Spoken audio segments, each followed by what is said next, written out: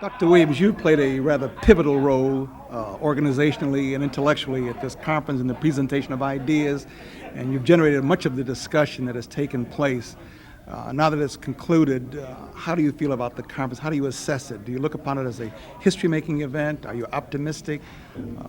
And if so, where do we take it in terms of the black community and the overall community of America?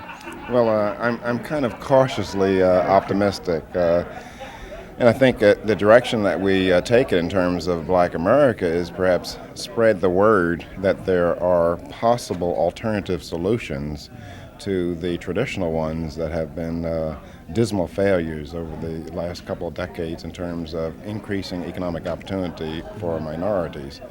And I think that one of the things that this conference showed is that many of the problems that black people face are really people problems, and that if we pursue that kind of strategy in terms of solving the problem, that is treating them as people problems, I think that it will be far more successful, as many of us indicated. You have been an advocate of deregulation, less government, free market, and now your voice is being heard, well, by a larger number. Are you optimistic that the black community will begin to embrace some of these ideas and wean itself away from the reliance upon regulatory government and some of the welfare notions that have been advanced in the last quarter of a century?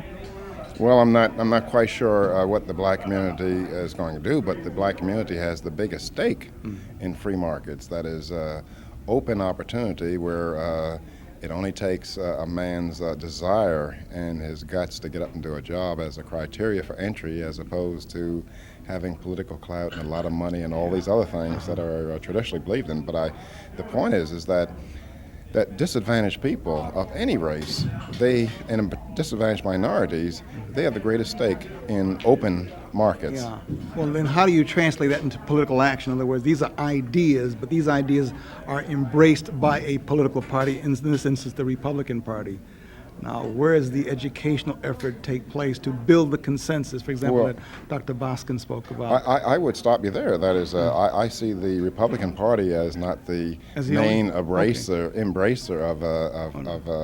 of free markets. The Democratic Party is an advocate of free market? No, no. I see neither political party I see. Okay.